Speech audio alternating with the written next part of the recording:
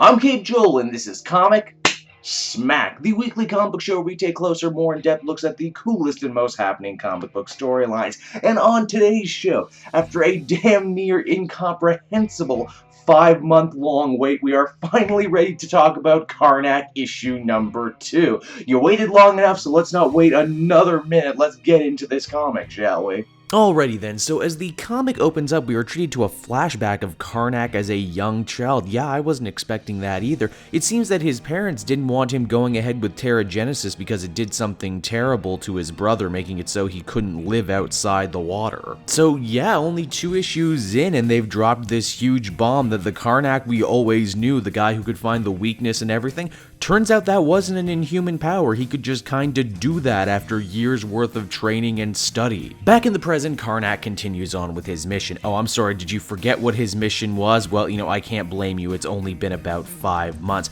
He's on the trail of a kidnapped inhuman child. Karnak fights his way through a warehouse filled of armed goons, and I mean, if you've read Warren Ellis's work on Moon Knight, then this should be very familiar to you because the action plays out more or less the same. Very creative, utterly brutal and bone-crunching, and also with no dialogue at all. I have to say, the lack of any dialogue, caption bubbles, or anything like that actually does do a good job reinforcing the violence and the brutality that Karnak can deal out. Eventually, our hero reaches the inner sanctum of this place and meets a mysterious-looking priest in white, someone who says that he didn't take the child, that the child came to them willingly. This guy claims to be a warrior monk, not unlike Karnak himself, and then he shoots at him with an invisible gun. I think he calls it Zen shooting, which, wow, that's pretty amazing, honestly. Is that a class at the local Y I can sign up for, Zen shooting? Because if so, I would totally sign up for that in a heartbeat. This priest is pretty good, but Karnak is far superior. He beats him down, and then, if that's not enough, he actually finds the weakness in his personality. Yeah, he pretty much psychologically profiles the guy, saying that he always wanted to belong, always wanted to become something bigger than himself, even if it meant giving up his entire individuality. Sadly, the kid Karnak is looking for isn't here. With his dying breath, the priest says, "Go to the child, see him, see his majesty, and you will understand what I understand," before dying. And then the comic ends on a really weird note where Karnak goes to a bar and orders some pure spring water before looking out the window.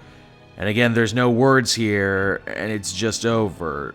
Okay, I might not be as smart as I think I am. Is there some sort of symbolism or deeper meaning here that I missed? If you can decipher this, please tell me in the comment section below. I would appreciate it. Karnak number 2 was a cool issue, maybe not as cool or impactful as it would have been if it had come out on time. But still, when Ellis comes to play ball, there's really no one like him, even if at times I could not help but be reminded of Ellis's last Marvel comic run in Moon Knight. The art is really striking, like I said, a lot of emphasis on brutality. Then of course there's still the very strange revelation of Karnak, one of the most badass Inhumans of all time, being revealed to not actually be an Inhuman at all. Does this mean they could possibly work up to him undergoing a real Teragenesis and, manifesting new powers never before seen? Well, I guess we're going to have to keep reading to find out, won't we? Overall, I would feel comfortable giving this one a 7 out of 10. Hey everyone, thanks so much for watching my newest video. I hope you enjoyed it, and I hope you'll feel like checking out some more videos I have on offer here at Cape Joel.